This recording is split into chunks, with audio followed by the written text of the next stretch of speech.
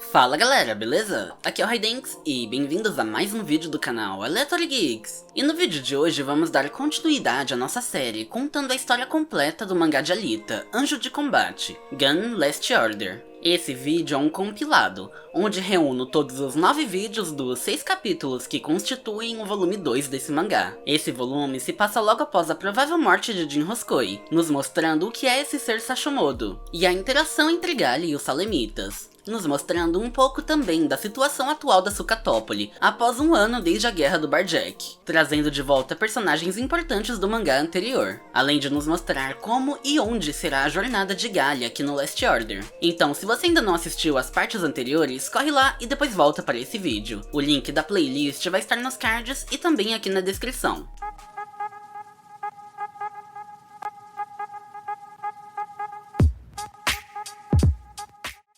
Gun Last Order, Volume 2, Capítulo 7A, e toda a crueldade do mundo. O capítulo começa onde terminou o anterior, com a criatura liderada por Jin Hoskoi atacando o grupo de seu pai, Cassie Hoskoi. Cassie acabara de escapar de ser esmagado pela mão gigante, mas devido ao choque sequer consegue fugir, e a criatura dá um peteleco em seu rosto, que destrói completamente sua face, e logo em seguida o pega pela perna, como se fosse um brinquedo, e começa a arrancar seus membros, se divertindo com seu sofrimento. Cassie, em desespero, pede para Jin o salvar, mas ele nem reage, indicando que provavelmente já está morto. E a criatura acaba soltando Cassie, que tem seu pescoço quebrado devido à queda. A criatura o observa por uns instantes e o cutuca, mas como Cassie não reage, ela se irrita por seu brinquedo estar quebrado. A cena corta para Gali, que já teve seu braço restaurado pelo Deckman número 100. O número 100 lhe pergunta como ela está se sentindo, e Gali responde que bem, embora ache que está envelhecendo. O número 100 lhe explica que o corpo Imaginus imita perfeitamente a estrutura e funções do corpo humano, mas por ainda ser novo, as fibras dos músculos não estão desenvolvidas, e ela deverá se exercitar para melhorar. Gali diz que ele sabe bastante coisa, e quer lhe fazer uma pergunta. Ela lhe explica que desde que ganhou esse corpo, durante as batalhas em alta velocidade, às vezes seu corpo não reage às suas ordens, que ela pensa em se movimentar e consegue se ver em movimento em sua mente, mas seu corpo não responde, e por conta disso ela esteve em situações de alto risco, e pergunta se ele sabe algo sobre isso. O número 100 entra no modo avançado para verificar essas informações. Nora diz que sabe o que é isso, que Gali está tendo viagens astrais, mas Gali acha isso besteira, e o número 100 lhe diz que pelas informações, os sintomas parecem ser a síndrome do membro fantasma, em que a pessoa perde um membro mas sente como se ainda estivesse lá, que o que causa isso é o cérebro e não o corpo. Gali pensa consigo mesma que gostaria de saber o motivo, mas não quer ser examinada por Nova. Momentos depois, elas já estão fora do teatro, caminhando pelas ruas de Zalem. Nora indica para Gali o local onde os adultos estão, já avisando que esperarão ali, pois os adultos agora são inimigos, e se as encontrarem farão algo contra elas. Gali concorda, e chama o Deckman apenas de 100, mandando ficar ali para proteger as garotas. O 100 concorda, e a cena corta para o local em que os adultos estavam, aparentemente um galpão de uma fábrica abandonada, que fortificaram, o fazendo de abrigo, onde outro robô do MIB acabara de arrombar uma das entradas, adentrando o local. Assim que o corpo do robô atravessa completamente a barreira, uma pessoa que estava liderando o grupo dá a ordem, e é ativada uma armadilha que lança várias vigas de ferro em cima do robô, o imobilizando. As pessoas à sua volta já comemoram, e ela diz para não abaixarem a guarda, pois o robô abriu um compartimento por onde saíram vários droids. Os droids logo se espalham e começam a disparar contra as pessoas, que tentam fugir, mas sem sucesso. Um dos membros diz para sua líder que a posição do grupo não mudou, e ela responde dizendo que isso não é bom. Mas então Gali aparece, saltando por cima dos droids, pousando à frente deles. Gali ataca 2 dos droids que estavam ao seu lado, os destruindo com um único chute, e outro droid, dessa vez indo de frente, dispara contra ela, mas Gali desvia dos disparos ao girar seu corpo no ar, o destruindo e logo partindo para cima dos restantes. Gali rapidamente destrói todos os droids no local. Os Salemitas adultos que residiam no abrigo observam admirados, comentando sobre ela não ser humana, por ter derrotado as máquinas do MIB tão rápido. A líder do grupo agradece pela ajuda, mas logo nota que ela não é Salemita, e lhe pergunta o que ela está fazendo ali. Gali estava pensando no que responder, quando são interrompidas por um grito. E o capítulo termina com Pan, surgindo de trás dos destroços do robô do MIB destruído, correndo em direção à líder do grupo, a chamando de mãe. Finalizando assim o primeiro capítulo do volume 2 de Battle Angel Alita Gun Last Order. Capítulo 7b, e toda a crueldade do mundo. O capítulo começa com Pan e sua mãe se abraçando, felizes por se reencontrar. Gallias observa surpresa, e os membros do grupo também parecem contentes, mas Nora, por sua vez, observa de longe, ficando muito abalada, tremendo de raiva, dizendo que Pan os traiu. Até que alguns homens armados em cima de um telhado do abrigo as mandam parar, dizendo que não podem admitir isso. Eles perguntam se ela se esqueceu das regras estabelecidas pelo Cassie Roscoe, revelando seu nome, Marge Mahan. Eles afirmam que crianças sem chip no cérebro são seus inimigos, mesmo essa criança sendo dela. Marge rebate, perguntando desde quando Cassie é seu líder, afirmando que o poder de Cassie sobre eles foi obtido à força, e não por vontade própria. Um desses homens se incomoda com as palavras de Marge, e quando outro membro do grupo diz que ela está certa, ele se irrita, apontando sua arma para todos, perguntando quem disse isso. Outro deles aponta a arma para Galli, a mandando sair de lá com essa criança. Marge, já aflita, pergunta por que eles não enxergam a verdade, os chamando de tolos, afirmando que eles tiveram a sorte de sobreviver, que não podem lutar entre si, e que são apenas crianças. Mas os homens não lhe dão ouvidos, a mandando sair logo de lá com a criança, ou ficar ali e ser morta por eles, por ser uma traidora. Marge se mantém firme, e diz que ela e Pan não vão sair, e que eles podem atirar se quiserem. Mas logo os membros pacíficos do grupo se opõem aos lacaios de Cassie, jogando alimentos neles como forma de protesto, mandando que eles saiam de lá. Um dos homens, que já estava alterado, resolve atirar em todos, mas Galli surge do nada à frente dele, abaixando sua arma, que dispara contra o chão, e dando uma pequena ombrada nele que arremessa os três para longe, caindo do telhado. Os lacaios de Cassie caem em cima da mesa de uma das barracas de comércio do abrigo. Galli diz que tiveram sorte por terem caído na mesa, que lhes amorteceu a queda. Logo, os membros do grupo passam a linchá-los, e Marge, que ainda liderava os pacíficos do grupo de adultos, pergunta seu nome. Ela responde se chamar Galli e diz que está procurando seu amigo, mas por estar em Zalem, em um abrigo de adultos, provavelmente se refere a Lou.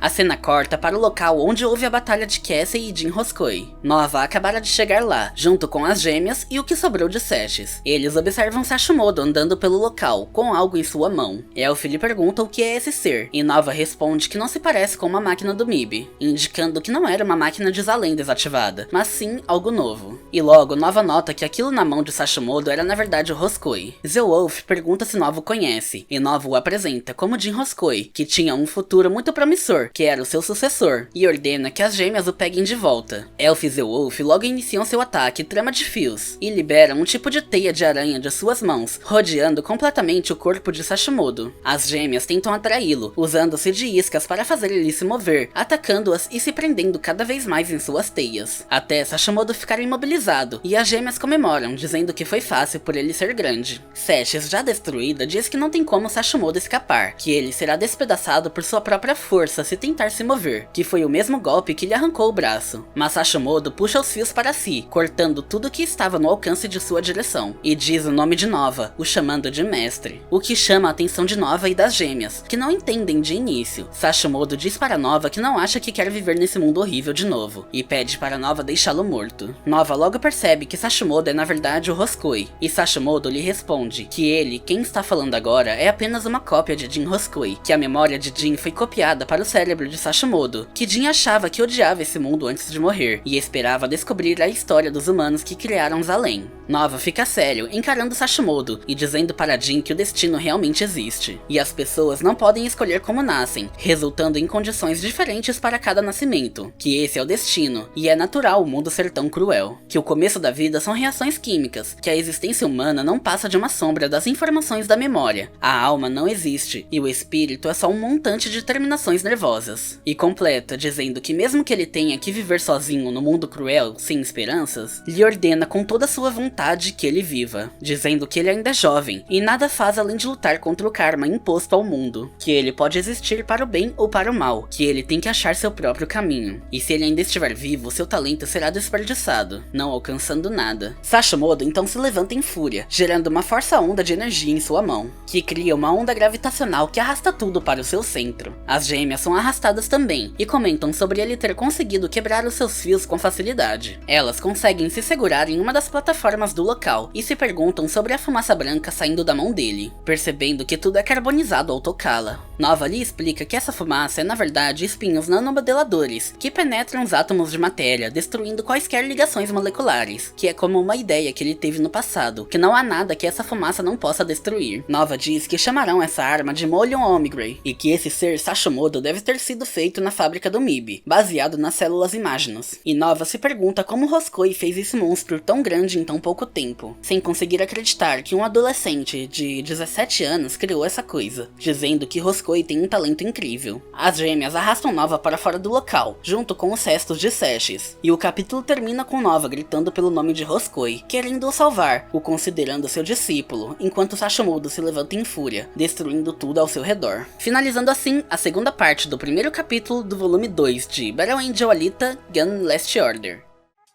Capítulo 8A. A Grande. Grande mesmo, torre de madeira empilhada. O capítulo começa nos mostrando uma noite de Zalem, algum tempo depois dos acontecimentos do capítulo anterior. Gallia ainda está no abrigo dos adultos salemitas. Ela comenta consigo mesma que Lou não estava nessa parte de Zalem, que provavelmente está no núcleo do MIB. Que, de acordo com o que lhe disseram, ela foi transferida para o departamento de observação médica e está lá há 1 ano. Gallia se lamenta, desejando que Lou ainda esteja viva. Marge interrompe seus pensamentos ao se aproximar dela para conversar. Marge lhe conta que decidiram mandar uma mensagem de reconciliação para as crianças. Gallia diz que isso é bom, mas sem lhe dar muita atenção. Marge comenta que Gallia lembra um gato que ela teve, pequena e velha, mas tão corajosa que até mesmo os cachorros a temiam. Então ela sente que pode falar disso com Gallia. Marge lhe diz que os adultos e crianças sobreviventes precisam se unir, que acha que não haverá problemas quanto a isso, pois fora os grupos extremistas como os de Jin e Cassie Roscoe, a maioria dos salemitas ainda vivos são pacíficos, mas que depois disso terão que pensar em como reconstruirão Zalem, que por tanto tempo dependeram do MIB para administrar tudo, e se pergunta se conseguirão construir uma cidade pacífica novamente sem ele. Gallia responde que se os salemitas não aprenderem como o mundo que eles conhecem funciona, Zalem irá desaparecer, e se querem construir um país livre não governado pelo MIB, devem se reconciliar com as pessoas da superfície, pois os salemitas vivem do sacrifício das pessoas da terra, e isso é algo que ela não quer que Marge esqueça. Marge responde que nunca percebeu isso, que Gallia está certa, e lhe agradece pela ajuda em dizer isso. Mas ainda há mais uma coisa que a preocupa: os mestres construtores que fizeram Zalem. Marge diz que alguém fez essa estrutura gigantesca há centenas de anos atrás, e que eles ainda devem estar por aí. Mas ainda não houve nenhuma intervenção por parte deles depois da confusão dessa semana. Então se pergunta se os criadores lhes deixarão sozinhos, se decidirem reconstruir o que eles criaram. Gallia responde que se o planejador mestre ainda existir, só há um lugar que ele possa estar, na cidade espacial Geru. A cena corta para um prédio aos arredores do abrigo. Pan adentra a construção, perguntando se Nora está ali. Nora a encara com ódio, perguntando o que ela quer. Pan responde que pensou que ela poderia estar com fome, mas antes que pudesse terminar de falar, Nora dá um tapa em suas mãos, jogando a bandeja de comida longe. Nora se levanta, socando a parede de raiva, perguntando a Pan como ela pôde fazer isso, dizendo que ela deveria se envergonhar, a chamando de traidora. Pan se chateia com as palavras de Nora, e quando o Sen aparece perguntando o que está acontecendo, Pan não se aguenta e cai em lágrimas. Nora a manda parar de chorar e dizer alguma coisa logo, e Pan responde que queria ver sua mãe, o que deixa Nora ainda mais irritada. Pan diz que Gallia estava certa, que é errado discriminar as pessoas com chips no lugar do cérebro. O Sen concorda e diz que ele também é humano. Pan manda ele não complicar ainda mais as coisas, e pede para Nora ajudá-la a unir todos de novo, afirmando que as crianças a ouvirão. Nora responde com um forte tapa em seu rosto, e sai do local correndo, dizendo que Pan não é mais sua amiga, e está tudo acabado. Nora corre pelos corredores do prédio dizendo a si mesma que Pan é uma traidora, e então começa a alucinar, vendo a imagem de Jin. Ela corre atrás dele, pedindo para ele esperar, e então se lembra do dia que conheceu Jin. Ela estava se refugiando em um beco durante um dos ataques dos adultos, e o grupo de Jin a resgata, finalizando todos no local. Jin pergunta se seus pais morreram, e lhe diz que ela não precisa ficar triste, enquanto seus lacaios finalizam o último adulto restante ali. Jin vai até o corpo e retira seu chip cerebral, mostrando para Nora, dizendo que eles não são humanos, então ela não precisa ficar triste com a morte deles. Nora se convence que essa é a verdade, que ela não precisa ficar triste, dizendo que ela não é humana, é apenas uma coisa. nos revelando que ela talvez também seja uma adulta, e provavelmente a marca de Zalem está escondida abaixo de sua bandana. Ela continua procurando por Jean, até que Galia aparece à sua frente, lhe dizendo que mesmo que ela tenha um chip no lugar do cérebro, um humano é um humano, mas não nos deixa claro se essa é realmente Galia ou outra alucinação. Nora lhe diz que Pan está feliz, que se reencontrou com sua mãe, e começa a chorar, dizendo que ela não tem mais pai nem mãe. E pergunta a Galia qual razão ela tem para voltar, se Galia estiver certa. Mas Galia não a responde, e lhe dá as costas, deixando Nora sozinha para trás. Nora se ajoelha no chão em prantos, dizendo que odeia estar sozinha, que ela não é forte como Galia, e gostaria de ser. Nora acaba adormecendo ali, em frente à silhueta oculta nas sombras do que parecem ser pés gigantes. Nos é mostrado Sashomodo adentrando aquele edifício durante o dia, e o capítulo termina nos revelando que Nora adormeceu bem à frente do monstro gigante que continha a consciência do já falecido Jin Hoskoi. Finalizando assim o primeiro capítulo do volume 2 de Battle Angel Alita Gun Last Order.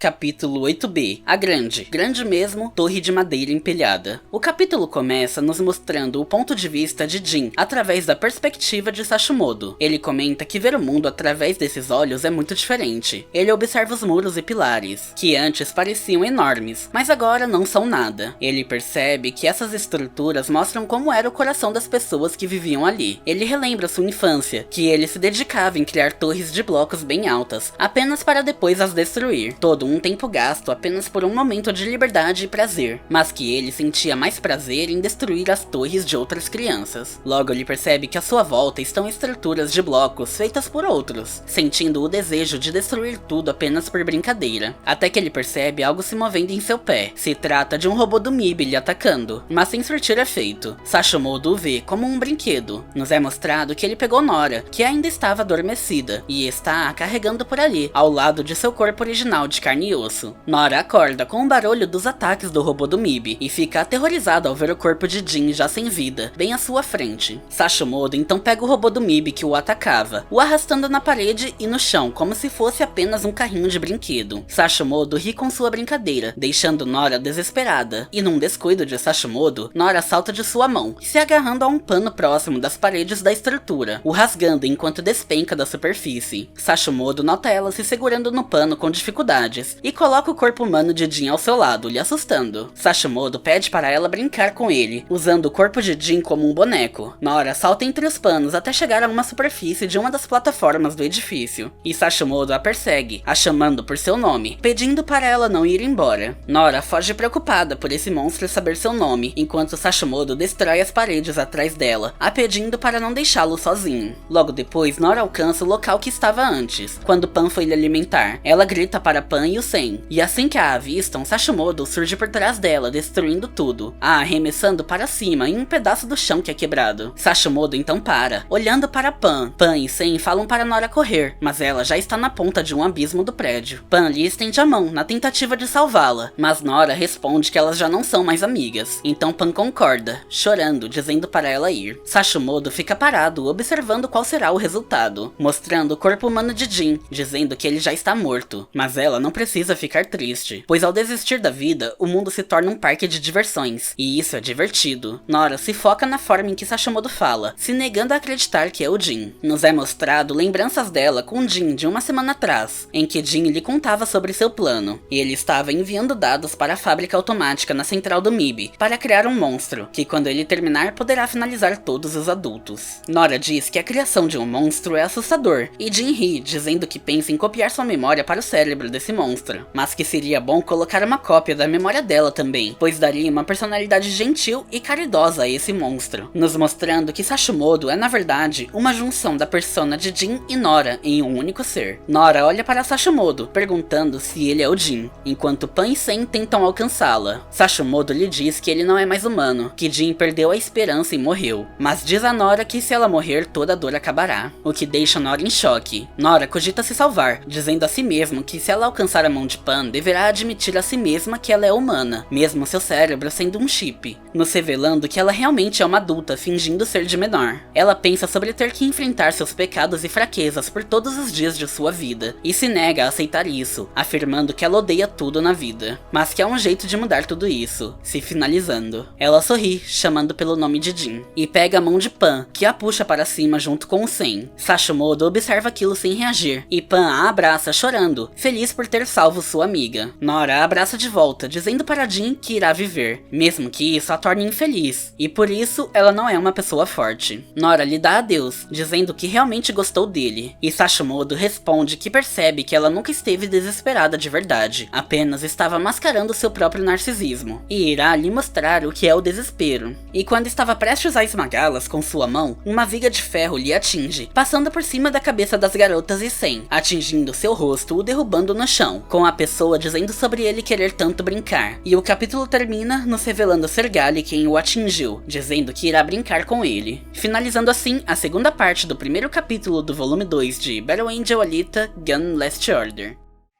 Capítulo 9. Qual promessa não cumprida será essa?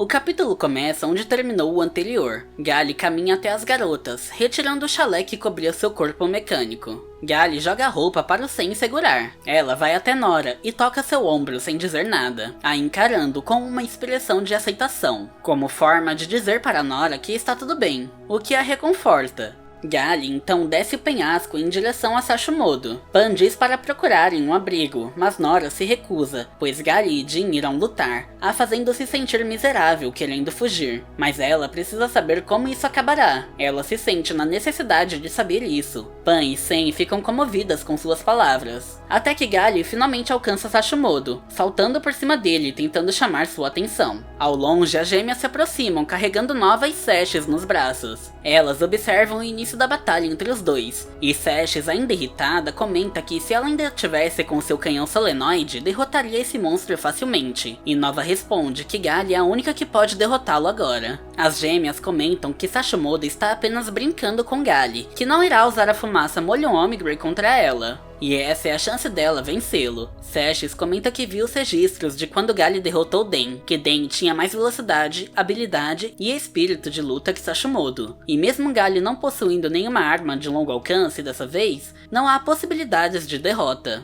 Gali aterriza em um rochedo, e Sashimodo logo a envolve em sua mão, a pegando, mas era um plano de Gali para quebrar um de seus dedos. As gêmeas comentam animadas que Gali causou danos de mãos vazias, e seu tempo e ângulo foram perfeitos, o que vai irritando ainda mais a Sashes. E Gali quase é pega de surpresa quando Sashimodo continua seu ataque, como se o dano que ele sofreu não tivesse sido nada. Gali tem que se desviar várias vezes, usando a mão de Sashimodo como superfície para saltar e girar, enquanto ele tenta pegá-la, dizendo que ela é escorregadia. Gali utiliza o braço de Sashimodo como um tubo para rodeá-lo em um movimento elíptico, efetuando um golpe giratório nas juntas do braço tentando arrancá-lo. Mas isso apenas faz cócegas em Sashimodo. Gali aproveita a distração para subir à altura de seu rosto, e golpeia ambos os olhos de Sashimodo com um soco, o deixando cego temporariamente. Então Gali salta novamente, acima da cabeça do Sashimodo, e utiliza a técnica Heruzerawan em seu crânio, convicta de que estaria acabado.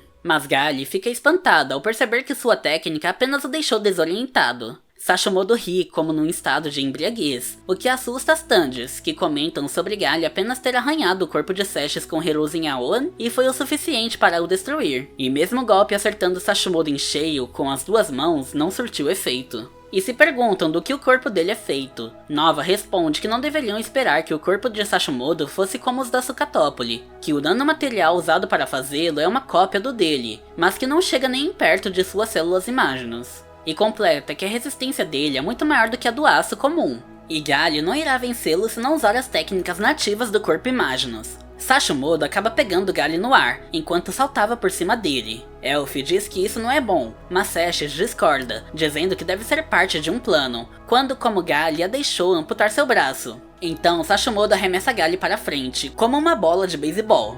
Ela colide contra uma estátua, atravessando-a, e continua voando desgovernada, até bater e atravessar uma pilastra, que a redireciona para o chão, rolando até parar ao colidir com outra edificação, poucos metros abaixo de onde Nova e as Tandes estão. Zeowolf comenta que ela não se protegeu do ataque, e Nova responde que o cérebro dela é resistente o suficiente para ela não precisar se proteger, se perguntando se isso também é parte de alguma estratégia. Nova pergunta a Gali se ela consegue ouvi-lo, e ele diz que somente ataques de plasma derrotarão Sashomodo, mas lhe avisa que o corpo Imaginus não funciona igual ao Berserker. Ele não possui um órgão emissor de plasma, então o plasma só se manifestará com o auto-reconhecimento do dono. Gali pensa sobre o plasma, e Sashomodo vai até Nova cumprimentar. Nova lhe pergunta se ele já se cansou de brincar com o corpo de Roscoe, pedindo para ele lhe dar o corpo, dizendo que dará Gali para ele em troca. Mas Sashomodo recusa, afirmando que Nova quer ressuscitar Roscoe, os fazendo sofrer nesse mundo horrível de novo, e diz que irá reduzir os cestos de Jin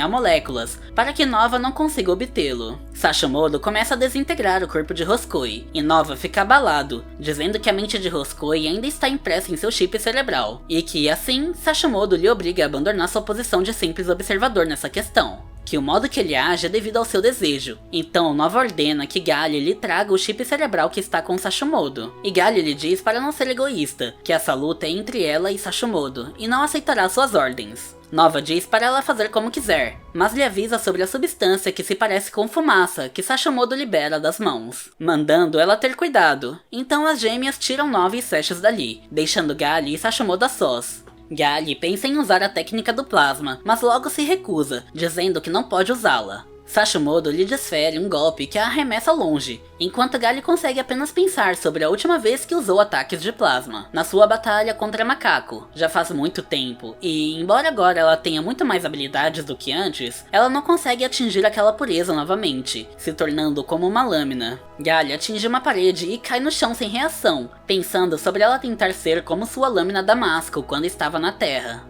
Bem e mal, duro e macio, a lâmina possuía um equilíbrio entre os dois extremos, ajudando em suas batalhas como muitas armas. Era como bater no aço damasco, sentindo a pureza e equilíbrio de sua lâmina assim como seu corpo. Ela tentou dominar essa dureza que é uma força indestrutível, mas assim como ela mesma, sua lâmina se tornaria tediosa se ela fosse afiada e polida, e se desgastaria e perderia o corte com o uso, como aconteceu com ela. Sashomodo lhe dá um soco, que lhe arremessa para fora do edifício, atravessando o teto de vidro da construção e caindo sobre outro prédio. Sashomodo logo sai atrás dela, liberando sua fumaça que começa a tomar conta dos arredores. Uma das gêmeas diz que Sashomodo é forte demais e Gali irá morrer, e Seshes responde que ele não é forte, apenas grande e resistente, começando a ficar irritada, dessa vez por Gali estar perdendo. Ela grita para Gali na tentativa de fazê-la reagir, perguntando o que ela está fazendo e afirmando que ela é o guerreiro mais forte, nos revelando que Seshes já está desenvolvendo uma empatia por Gali, resultando num possível começo de uma relação pacífica.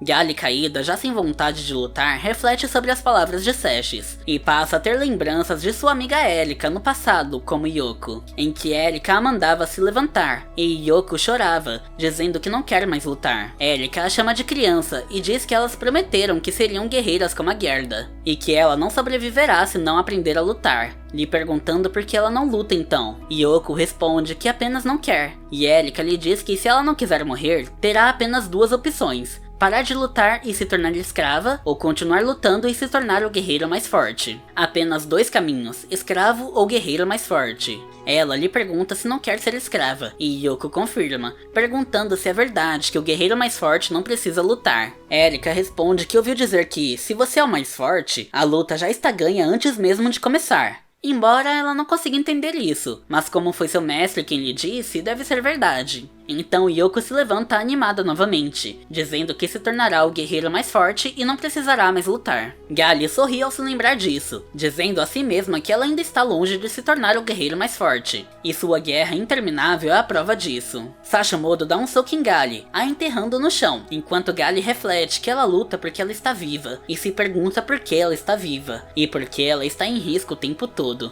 estando constantemente distante daqueles que são importantes para ela, brincando com o destino. Sashimodo fica sem paciência por atacá-la sem Gali revidar, e decide acabar logo desintegrando ela com sua técnica Molyon Omigray, para que nem mesmo Nova consiga trazê-la de volta. E quando Sashimodo estava prestes a pegá-la, seu polegar é arrancado, sem que ele perceba o que aconteceu, e Gali se levanta dizendo que não tem mais dúvidas, com plasma saindo da ponta de seus dedos. Gali diz que as pessoas procuram um sentido, mas não é preciso um sentido para viver, e molda o plasma em suas mãos no formato de garras. Sashes fica feliz ao ver o plasma de Gali funcionando, e diz que Gali a deixou nervosa por um instante, mostrando que Sashes realmente se preocupou com Gali. Nova diz que Gali superou o instinto de sobrevivência ao encontrar-se com um perigo extremo, e explica que o corpo Berserker podia gerar plasma apenas com o pensamento dela, quando estava no modo de combate. Mas o corpo Imaginus foi construído de forma diferente. Ele acha que ao passar por um processo similar a quando ela estava usando o corpo Berserker, foi feita uma imagem clara do que Gali precisava para sobreviver, o que permitiu a transformação do seu corpo Imaginus, assim criando um órgão gerador de plasma. Sashes diz que já sabia disso, e que havia uma razão para Gali deixá-lo acertá-la desse jeito.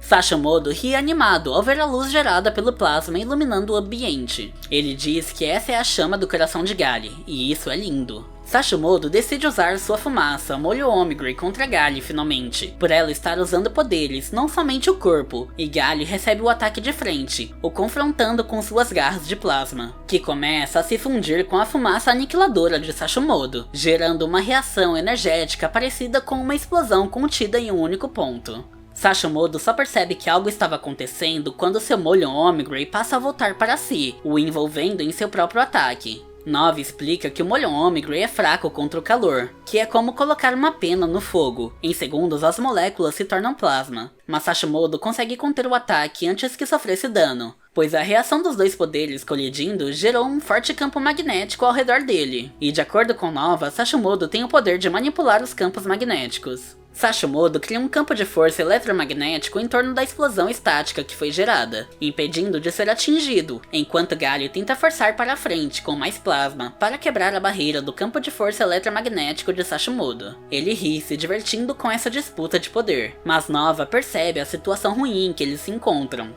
Ele diz às garotas que Sashimodo está aquecendo o plasma com ressonância ciclotrônica, e pela cor que o plasma se encontra já está a mais de 100 mil graus Celsius. Que isso é o suficiente para incinerar os dois, até que a disputa de poder gera calor o suficiente para atingir o ponto exato de fusão do plasma. Nova diz que se o equilíbrio do campo magnético entre eles for alterado, quem estiver usando menos poder será atingido diretamente pelo plasma incandescente. Nova diz preocupado com Gali, que não consegue imaginar nenhum jeito de escapar. E o capítulo termina com Gali sorrindo animada, finalmente estando alegre e feliz com uma batalha novamente. Capítulo 10 – A música da ansiedade. O capítulo começa nos mostrando a disputa de poder entre Sashimodo e Gali. Sashimodo está levando vantagem e diz para Gali se esforçar mais, ou essa bola de fogo lhe atingirá. Gali é arrastada para trás pela pressão que Sashimodo está exercendo no campo magnético, e Nova diz que a diferença entre a força física deles é enorme, e se Gali atacar de perto não haverá chance de vitória. Zeolf lhe pergunta se ele está feliz com isso, e Nova responde que o resultado é indiferente para ele, que por um lado ele fica triste por ver Gali e seu precioso corpo Imaginus derrotado, mas por outro lado fica feliz por ver Roscoe, que seria o seu sucessor, se afirmar através da vitória, já considerando que a batalha está perdida para Gali. Mas Sashes o interrompe, ao perceber que Gali está fazendo algo, quando a bola de fogo começa a vibrar. Gali utiliza sua técnica Heroseraoen na esfera de plasma incandescente, gerando ondas de energia ao redor dela, que saem de suas mãos aumentando a potência enquanto se aproxima de Sashimodo. Antes que Sashimodo pudesse perceber o que estava acontecendo, a onda de energia do Heroseraoen lhe atinge, despedaçando completamente seus dedos, o que faz ele perder o controle do campo de força magnético que ele gerou, sendo atingido e consumido por completo pelo plasma lhe incinerando. Zeolf Luffy comenta assustada que Sashomodo foi engolido pelo plasma e Seshes pergunta que técnica foi essa. Nova, impressionado, diz que não conseguiu prever esse golpe e passa a explicar que sob certas condições no plasma, ondulações de sons iônicos e magnéticos podem ser produzidos. E isso pode gerar uma onda sem controle. E Gali, usando o próprio plasma como superfície, usou a técnica Hiruzen Yaon através das ondas magnéticas, que ela transformou a força magnética de Sashomodo em força ondulatória,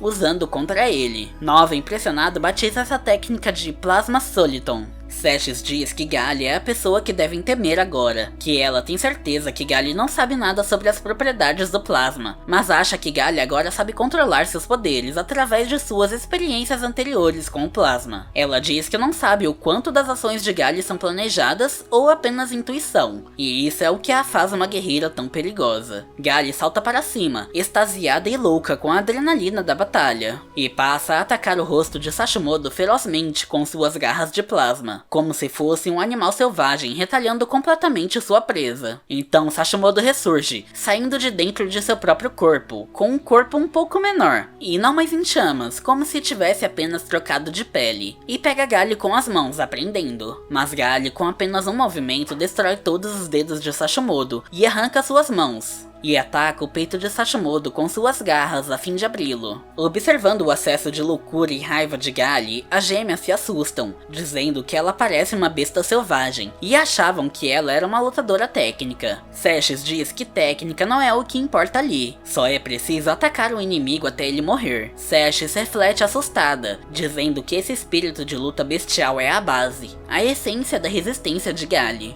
Do buraco no peito de Sashomodo aberto por Gali sai outro corpo, dessa vez com a aparência de um inseto, chamando por sua mãe, indicando que ali reside a parte da consciência de Roscoe quando criança. Mas sem pensar duas vezes, Gali finca suas garras no crânio desse novo corpo. Seshes fica feliz em ver o estado de euforia que Gali se encontra, dizendo que quando fica assim, ninguém consegue pará-la, e diz para Nova desistir de conseguir o chip cérebro dele, pois Gali só irá parar quando não restar mais nada. Nova apenas se lamenta por perder seu discípulo e sucessor. Seshes pergunta o que há de errado com ele, afirmando que ele parece desapontado, e tenta animá-lo, dizendo para ele rir como sempre. Da abertura no crânio sai outro corpo, dessa vez com a forma de uma larva, que Gali destrói rapidamente também, já ficando irritada ao ver mais um corpo saindo de seu crânio. Porém, o corpo que sai dessa vez é apenas um casulo, que sequer consegue se mover, deixando Gali sem reação ou vontade de continuar. Nora lamenta a morte de Jin, enquanto Nova apenas ri na sua loucura de sempre. Nos é mostrado que esse novo corpo que saiu tem a forma da pupa de um inseto que acabara de sair do ovo, apenas esperando para eclodir em uma larva, que se metamorfoseará em um inseto, evoluindo até se tornar o grande monstro que já foi um dia. Como se Roscoe tivesse retrocedido até o estado embrionário. Naquele estado, Roscoe apenas consegue pensar que não se lembra de nada. Ele ouve algo familiar, sua querida música. Ele diz a si mesmo que irá retornar para sua música.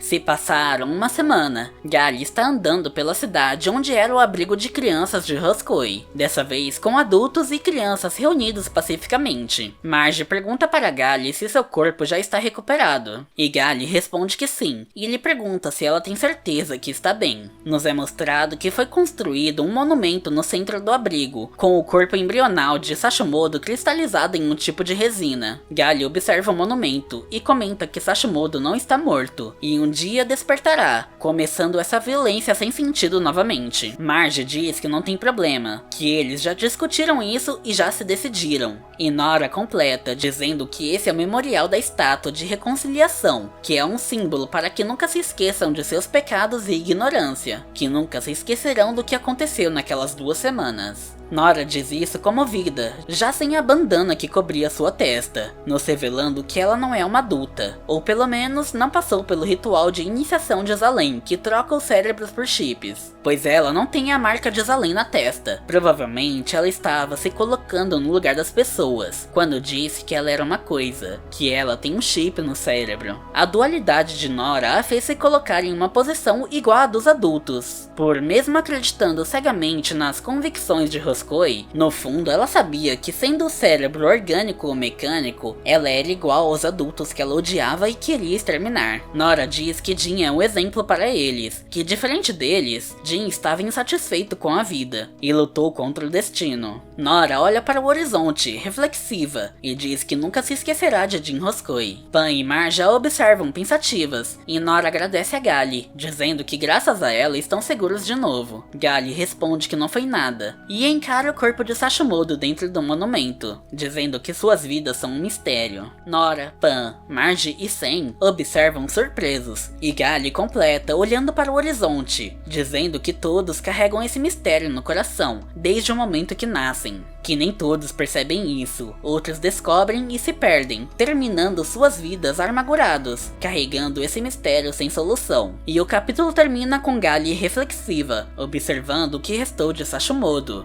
de Jin, dizendo que isso é uma maldição para aqueles que procuram a resposta, mas uma bênção para quem age. Que não importa o quanto tentem, os poderosos não podem obter o que procuram através da violência e ignorância. Finalizando assim o capítulo 4 do volume 2 de Battle Angel Alita Gun Last Order.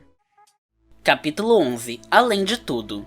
O capítulo começa nos mostrando Gali ainda com seu corpo e vestes de andarilha do Gibi cochilando ao lado de sua moto, no deserto da superfície. Ela é acordada por uma voz lhe dizendo bom dia, e desperta vendo a imagem de Lou, informando que o café da manhã está pronto. Gali responde o bom dia chamando por Lou, e logo percebe que na realidade se trata de Pan, e ela estava sonhando. Pan lhe pergunta se ela está mesmo acordada, e a cena corta para momentos depois, com elas caminhando por um corredor escuro. Gali comenta que elas estão na central do MIB em Zalem, e pergunta pelos outros. Pan lhe responde onde todos estão, e logo elas chegam até o local. Gali imediatamente pergunta se conseguiram alguma pista de Lou, e a técnica que estava operando o terminal diz que não. Pan lhe pergunta sobre a aparência de Lou, e Gali responde que Pan lembra bastante a Lou, o que a deixa animada de início, mas Gali completa dizendo que a lembra especialmente pelo jeito lento de pensar. Pan, chateada, se afasta dela, enquanto Gali comenta consigo mesma que as duas são bem parecidas. Marge ouve isso e responde que talvez elas tenham o mesmo modelo de DNA. Gali pergunta se por terem o mesmo modelo de DNA, ela quer dizer o DNA parecido como de parentes, e Marge responde que isso é comum em Zalem. Então Gali pergunta se não há riscos em cruzamentos consanguíneos, e uma das assistentes de Marge lhe responde que os salemitas são incapazes de se reproduzirem fisicamente. E insatisfeita com isso, Marge diz que ela acha que deveriam restabelecer a habilidade de se reproduzirem na próxima geração de salemitas. Nora diz que não acha justo que somente as mulheres engravidem, e sugerem fazerem com que os homens fiquem grávidos também, mas sua assistente lhe alerta sobre haver o risco de uma explosão demográfica quando nascimentos naturais são permitidos. Marge pede a opinião de Gali, mas como ela própria também não pode se reproduzir, sequer sabe o que pensar sobre isso, e responde a Marge que ela acha que quer brincar na máquina órgão de DNA, mas é rapidamente impedida por Nora e Marge, com medo do desastre que ela causaria se criasse algo estranho. Mas o Sen as interrompe, dizendo que há uma chamada de Nova para ela. Gali logo se anima, ficando feliz com a possibilidade de Nova ter encontrado a Lou.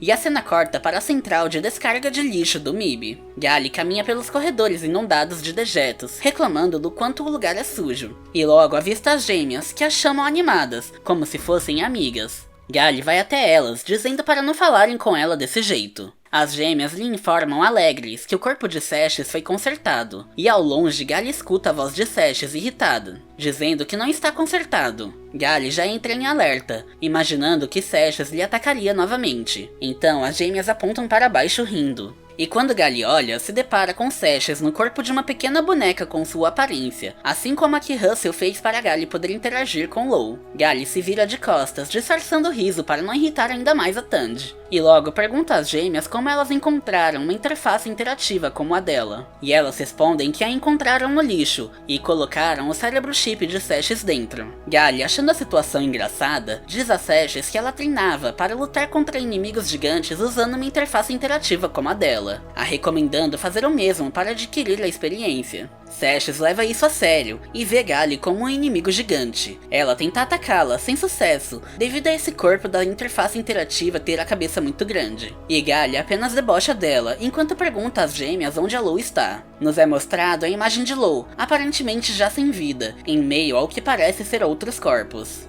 A cena corta para Gali já no local onde Lou foi encontrada, revelando se tratar de uma pilha de corpos prensados no formato de um cubo, com dezenas de pessoas já sem vida, fundidas no montante a ser descartado como no ferro velho. Gali fica paralisada, sem acreditar no que está vendo. Nova lhe diz que nem estava procurando por Lou, que a achou por acaso quando estava verificando a linha de produção dos chips cérebro. E que esses corpos prensados estão vazios. Os chips cerebrais foram removidos. Gali se aproxima do cubo em prantos. E Nova continua lhe explicando que no MIB o comportamento dos criminosos é classificado em 3 categorias, e lidam com elas em separado, sendo o comportamento de Lou classificado na categoria de crimes devido à ação genética, em que o resultado é a destruição completa do ser, em que o chip cerebral desses criminosos é removido e desmontado para estudos sobre o processo de pensamento, e analisados para prevenir futuros crimes. E seus corpos são descartados e mandados de volta para o banco de DNA. Nova diz que não sabe o motivo, mas o sistema estava parado, e por isso esses corpos foram congelados e esquecidos ali. E estipula que suas atividades hacker têm algo a ver com isso. Gali, ainda esperançosa, pede para Nova revivê-la, e Nova fica feliz com o pedido de Gali, lhe perguntando quais motivos ele teria para reviver a Lou. Gali, em desespero, responde que se Nova trouxê-la de volta, fará qualquer coisa que ele quiser. Nova dá um sorriso sádico, perguntando se é qualquer coisa,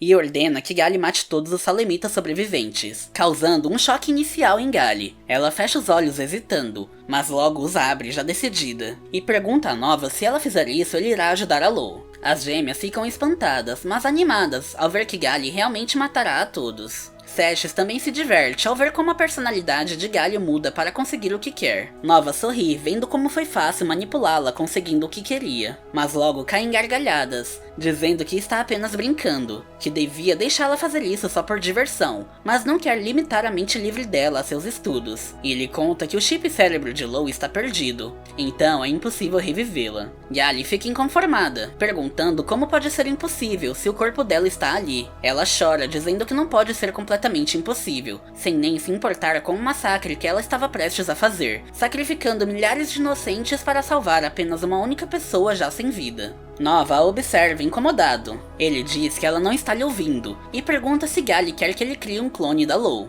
Nova lhe diz que isso seria imoral e um desperdício, que um clone seria igual geneticamente, mas não teria nem a memória e nem a personalidade da Lou. Seria uma nova pessoa, completamente diferente dela, com a mesma aparência. Nova lhe pergunta qual a definição de humano para ela, se são características físicas ou informações genéticas, assim como para alguns. Gali o escuta sem conseguir responder ou reagir, ainda desacreditada, e Nova diz que se você troca o corpo e o cérebro, o humano seria somente a informação que o constitui, a memória que definiria um humano como humano, e se essa informação está perdida, pode-se dizer que esse ser está morto. Gali finalmente se dá conta e cai na real, aceitando que Lou realmente está morta. Ela chora, se ajoelhando à frente do cubo de corpos. E a cena corta para um prédio abandonado, já à noite. Gali está desolada, sentada, chorando em meio aos escombros. Gali encontra-se em um estado de profundo sofrimento, em negação, desistindo de ser um guerreiro, a mais forte do mundo. Ela diz a si mesma que nada mudou desde que perdeu Hugo, que continua tão impotente quanto antes. Ela finalmente se dá conta do acordo terrível que ia fazer com Nova, se ele não tivesse lhe contado a verdade, o que a afunda ainda mais em desespero, dizendo que não poderá encarar Nora e os outros salemitas após isso, e afirmando que não há mais nada que vale a pena. Momentos depois, o Sen chega no local que ela está, informando que há uma chamada de Nova. O Sen mostra a mensagem para ela, que a ignora. Nova lhe diz que irão embarcar no elevador orbital e ir para Geru. Galio diz para ir onde quiser, e Nova lhe diz para ela não recusar ainda e ouvir o que ele tem a dizer. Nova comenta sobre a iniciação que os salemitas passam aos 19 anos, e pergunta para onde ela acha que os cérebros são levados, o que chama a atenção de Gali. Nova diz que esse ano estudou o máximo que pôde sobre Jerusalém, enquanto se preparava para essa viagem, e descobriu que os cérebros removidos na iniciação são levados para Jeru pelo elevador orbital, e esses cérebros ainda estão vivos, e são colocados numa matriz composta por muitos cérebros humanos. Ele tem quase certeza que essa matriz cerebral é uma parte do Melquisedeque, e que há possibilidades do Melquisedeque não ser apenas um único computador, mas sim uma rede enorme. Nova diz que não consegue entender o porquê de usarem cérebros orgânicos ineficientes, ao invés invés de chips cerebrais de alta tecnologia. Mas Gali o interrompe, perguntando se o cérebro da Lou está vivo em algum lugar de Geru. Nova responde que é possível, mas diz que, mesmo se eles o encontrarem, a chance da personalidade dela estar danificada, e mesmo se estiver intacta, a memória dela seria apenas de quando ela passou pela iniciação aos 19 anos. Ela não sabe nada sobre Gali, sobre o Gibby ou qualquer coisa depois da iniciação. Gali fica espantada ao saber que Lou não se lembrará dela, mas ainda assim seria a Lou. A cena corta para a manhã seguinte. Gali está acima de um prédio em um pilar, observando o horizonte acima das nuvens como uma despedida de sua terra.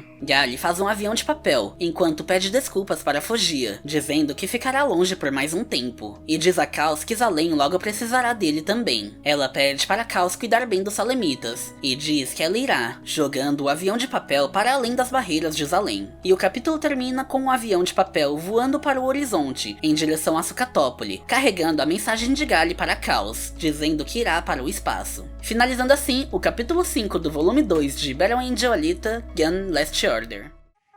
Capítulo 12A. O peso que é o crime de sonhar. O capítulo começa nos dando finalmente um vislumbre da Sucatópole após a derrota de Den e a morte de Gali pelo boneco de Nova. Koyomi está correndo da chuva no distrito sul da cidade, quando vê um homem abordando outra pessoa pedindo algo, e mesmo ela dizendo que não tem, que não come nada há 3 dias, o homem insiste ameaçando ela, até que um tipo de táxi estranho acaba atropelando os dois e foge do local. Koyomi para xingar o motorista e observa paramédicos surgindo do bueiro para atender as vítimas, e eles veem em estado deplorável que a pessoa que estava sendo ameaçada se encontrava, e já imaginam que ela não tem dinheiro, mas decidem atendê-la mesmo assim, nos revelando se tratar de Caos, aparentemente em situação de rua como fugitivo, por estar muito magro, usando roupa em farrapos, com um tipo de algema de pedra que prende seu braço ao pescoço. Koyomi se aproxima para observar as vítimas, e se espanta ao perceber se tratar de Caos. Um dos médicos nota a reação dela, e ele pergunta se ela o conhece, mas Koyomi não responde. Outro médico nota a marca na algema de pedra no pescoço dele, e diz que isso não é bom, por ser propriedade de Vector, e afirma que isso será um problema, mandando deixar a vítima ali. Os paramédicos então ignoram Caos e atendem apenas o homem que estava lhe agredindo. Koyomi corre para o centro da cidade e retorna um tempo depois, quando os médicos já haviam saído do local. Koyomi vê que Caos ainda está caído ali, e verifica se ele ainda está vivo. Então ela pega uma moeda do bolso, e joga cara ou coroa para decidir se ela faria algo ou não. Então Koyomi carrega Caos nos ombros até a loja onde ela mora. O dono da loja reclama, dizendo que ela sabe que eles não lidam com humanos. Koyomi diz que não irá incomodá-lo, e o dono comenta que Caos não está seriamente ferido, apenas está fraco, em um estado tão crítico que é um milagre ele ter vivido tanto. Koyomi pergunta se ele conhece Caos, e ele comenta que há um tempo atrás, logo após a guerra do Barjack, ele estava no prédio do Vector fazendo negócios no dia. Vector comenta com Caos que ouviu sua última transmissão na rádio, e lhe pergunta o que uma estrela do rádio mimada quer com ele. Caos responde que ouviu dizer que ele é bem influente e poderoso na cidade, e queria sua ajuda em algo. Caos estica um papel na mesa de Vector animado. Se trata do plano da Torre de Zalem, que Lou fez para ele antes de ele partir sozinho para confrontar seu pai, Deste Nova, na estalagem de granito. O dono, o Avisavi, diz que todos ali acharam que ele era louco por querer construir uma torre de 2,5 km para conectar Zalem à superfície. Caos disse para Vector que a Terra e Zalem devem buscar a convivência pacífica, e para isso eles devem se unir, e pergunta se Vector irá ajudá-lo. Vector responde que a princípio parece ridículo, mas reconhece que o plano é muito bem arquitetado, e devido às leis da fábrica não limitarem a altura das torres, não haveria problemas com a fábrica, sendo possível ao menos a tentativa de construção. Mas Vector lhe distrai, mostrando algo no plano, e o golpeia na cabeça com um cinzeiro. Caos cai no chão sangrando, e pergunta por que Vector fez isso, e logo em seguida os capangas ciborgues de Vector passam a espancá-lo. O Avisavi pôde apenas assistir, tremendo de medo. Ele diz para Koyomi que Vector é um homem de confiança, mas é ameaçador quando preciso. Após um tempo, Vector diz para seus capangas não lhe matar e trazer Caos até ele, deixando Caos estirado no chão, completamente ensanguentado, já à beira da morte com vários ossos quebrados. Vector lhe conta que nasceu em uma pequena vila numa região remota, e já fazem 40 40 anos que ele chegou na Sucatópole quando tinha apenas 9 anos, e sobreviveu e subiu na vida através de gangues, estelionatos e assassinatos. Vector diz que chegou até ali graças à sua habilidade de saber quando alguém fala a verdade apenas olhando nos olhos delas, não importando se é humano ou ciborgue. Vector diz para Caos que em seus olhos vê que ele diz a verdade, que seus olhos são cristalinos e ele acredita em tudo o que fala. Caos, confuso, pergunta por que então ele o atacou, e Vector diz que não acredita em simples palavras, deixando Caos desolado ao perceber que não há nada que ele diga que fará com que Vector mude de ideia. Vector lhe diz que não irá o matar agora, enquanto seus capangas colocam aquela algema que prende o braço ao pescoço dele. Vector o manda retornar lá em 1 ano, e se Caos ainda conseguir dizer com sinceridade o seu sonho, ele decidirá se o matará ou o deixará em paz. O Avisavi diz que fará 1 ano em alguns dias, enquanto toma um chá com Koyomi. Koyomi leva uma tigela de sopa para Caos, que logo tenta comer com dificuldades enquanto chora. Koyomi olha para ele com desprezo, até que seu pai, o mestre, pede para ela lhe levar mais sake, dizendo seu nome, o que chama a atenção de Caos, que finalmente reconhece Koyomi. Ela olha para ele ainda incomodada, dizendo que já estava na hora, e se levanta dizendo que quase se vendeu para pagar a operação dele para Vector e seu pai, mas que nem precisava dizer isso, já que ele tem a psicometria. Koyomi lhe entrega a katana dele e a faixa que continha os planos da Torre de Zalem, dizendo que são de seu pai, o mandando cuidar bem desses objetos. Caos olha para aquilo incrédulo. Koyomi lhe diz que sua katana e a faixa vieram do antiquário do Vector para esse armazém que estão, que ele deveria pagar pelos itens, mas não irão lhe cobrar. Caos toca sua katana e se desespera com um choque de informações que absorveu com sua psicometria. Ele grita loucamente enquanto chora e baba debruçado na mesa, o que incomoda Koyomi com um barulho alto. Ela sai da sala, o deixando sozinho e pensando sobre a Torre de Zalem, dizendo a si mesma que a coexistência entre Zalem e a Terra é apenas um falatório, que são apenas palavras vazias e inalcançáveis. Mas se pergunta por que isso faz seu coração doer. Koyomi vê sua câmera fotográfica que ganhou de Buick, ficando ainda mais abalada, ao pensar em Buick, Furry e todos no Barjack, principalmente Den. Ela chora, dizendo que não sabe mais o que é certo. E o capítulo termina com ela se ajoelhando à frente de sua gaveta com várias câmeras, dizendo que não consegue acreditar em nada, nos revelando que ela provavelmente seguirá os passos de Buick, se tornando uma repórter.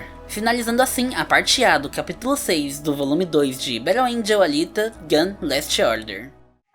Capítulo 12b, o peso que é o crime de sonhar. O capítulo começa com Vector perguntando à sua assistente se ela se lembra do acontecimento especial que ocorrerá hoje. Ela responde que sim, que deixou sua agenda livre nesse dia, mas lhe pergunta se ele realmente espera que Caos apareça. Vector lhe diz que está se precavendo caso Caos apareça, e Amanda chamar o chefe dos guarda-costas. A cena corta para uma das entradas da cidade, à frente ao portão 2222, com vários tratores e máquinas aguardando para entrarem. Um funcionário de um dos caminhões diz para Caos que Koyomi lhe mandou esperá-lo, e o manda ir em frente subindo no caminhão, que ele o levará até a fazenda. Assim que Caos começa a subir, outra funcionária para o que permitiu a entrada de Caos, dizendo que não sabia que iriam levá-lo no caminhão, o chamando de escória ambulante. Esse funcionário responde que não está feliz em levar Caos, mas Koyomi o salvou quando foram pegos durante a guerra do Barjack, então devem isso a ela. Caos para a frente do caminhão, desanimado, dizendo a si mesmo que não há o que fazer além disso, e ele se sente mal por ter acontecido aquilo com ele, provavelmente se referindo a Den. Então Caos dá as costas e vai embora, enquanto os funcionários do caminhão lhe perguntam para onde ele vai, e logo ligam para Koyomi, informando sobre o ocorrido, e Koyomi de início se sente irritada por tê-lo ajudado e recebido o abandono em troca, mas se pergunta por que ele não foi no caminhão, e logo percebe o motivo, questionando se Caos iria atrás de Vector. Ela corre para pegar sua câmera que Buick lhe deu, e a cena corta para Caos chegando nos arredores do prédio de Vector, dizendo que finalmente ele entende. Os capangas que o espancaram há 1 ano atrás lhe dizem que Vector está o esperando, e Caos entra no prédio, caminhando sob as poças d'água em direção ao trono onde Vector se encontra, pensando sobre o que ele irá falar, os sonhos, construir os sonhos de alguém, e viver para realizar esses sonhos. Caos se aproxima de Vector, pensando que ele nunca verá seu próprio sonho se tornar realidade, dizendo que isso é um pecado. Vector o observa indiferente e pergunta ao chefe dos guarda-costas, o Mestre Pismo, o que ele acha, mas ele não o responde. E Chaos lhe diz que agora tudo faz sentido, que ele entende o peso que é o pecado de sonhar. Pismo diz para Vector que Chaos já está morto, e Vector fica surpreso ao ver que Chaos realmente foi até ali disposto a morrer por um sonho, e diz que agora que o vê, ele é só um falastrão. Vector ordena que Chaos diga algo, mas Chaos não consegue, então os capangas de Vector passam a espancá-lo novamente, dizendo que ele voltou apenas para se mostrar valente, que ele não tem como pedir por sua vida de volta agora. Koyomi apenas assiste assustada, registrando tudo em sua câmera, até que o avião de papel que Gali lançou de Zalem surge do céu, indo na direção de Chaos, aterrissando diretamente na palma da sua mão. Chaos novamente grita em desespero, pelo choque de informações que recebeu através de sua psicometria, descobrindo tudo o que Gali soube sobre Zalem, desde o momento que ela se despediu dele e foi morta pelo boneco de Nova, até lançar esse avião, antes de seguir para sua jornada no espaço. Koyomi fotografa aquilo espantada pela reação de Chaos ao tocar o avião de papel. Os capangas de Vector param, curiosos com o grito de Chaos, observando o avião, querendo jogar também. E Chaos se vira para eles enfurecido, os mandando não se atreverem a tocar no avião. E então os ataca com sua katana num movimento rápido e único, que corta as juntas do sistema nervoso desses ciborgues, os deixando caídos no chão sem conseguir se mover. Koyomi se surpreende ao ver que Chaos acabou com eles com facilidade, enquanto outro ciborgue a manda não tirar fotos. Pismo comenta sobre Chaos ter previsto os movimentos dos capangas antes mesmo deles agirem, os derrotando nesse instante, ficando maravilhado com sua técnica de espada. Chaos finaliza seu ataque de espada, o chamando de técnica Hana Ogiri. Vector ri, dizendo para Pismo que é a vez dele. Pismo caminha em direção a Chaos, já se colocando em posição de ataque, dizendo que sua técnica Hana Ogiri é linda, mas somente contra amadores, que não é párea para sua técnica de alteração subsônica. Chaos caminha até Pismo de guarda aberta, o fazendo se colocar em posição de defesa, confuso, por ver que Chaos parece uma pessoa completamente diferente. Ele se sente intimidado ao ver Chaos com sua guarda, mesmo que aberta, imponente e totalmente alerta. Chaos, segurando o avião de papel de Gali, diz que o que ele fez nesse último ano, andando pelas ruas e becos, não resultou em absolutamente nada, e Pismo lhe ataca com seu golpe Supersonic. Os dois se confrontam num embate único de golpe de espadas, como samurais se enfrentando num único golpe. A espada de Pismo é despedaçada nesse duelo. Chaos chama essa técnica de Haijintou. E o capítulo termina com Chaos embainhando sua espada, seguindo em direção a Vector, dizendo que as pessoas morrem sem seus sonhos, os sonhos apodrecem e as pessoas não fazem nada, chamando os sonhos de pecados que só podem ser corrigidos agindo para tornar esses sonhos realidade. Vector lhe diz que não acredita em sonhos, mas lhe entrega uma chave, dizendo que quer investir no sonho de Chaos. E o capítulo termina com Chaos olhando para o céu, determinado, dizendo para Gali que alcançou seu objetivo. Finalizando assim o capítulo 6 e também o volume 2 de Battle Angel Alita Gun Last Order. O que acontecerá daqui em diante? Chaos tomará o lugar de poder perante a Sucatópole de Vector? Koyomi se unirá a ele na construção da Torre de Zalem? Veremos mais da situação da Sucatópole agora que Chaos se impôs contra Vector? Se você quiser comprar esse mangá completo pela edição especial da JBC ou e-book para Kindle de toda a obra, o link de onde encontrá-los vai estar aqui na descrição. Um salve especial e agradecimentos ao Túlio Nascimento e Eduardo Barbosa, os novos e também primeiros membros aqui do canal. Obrigado pelo apoio, manos. Isso ajuda e incentiva demais a continuidade do canal.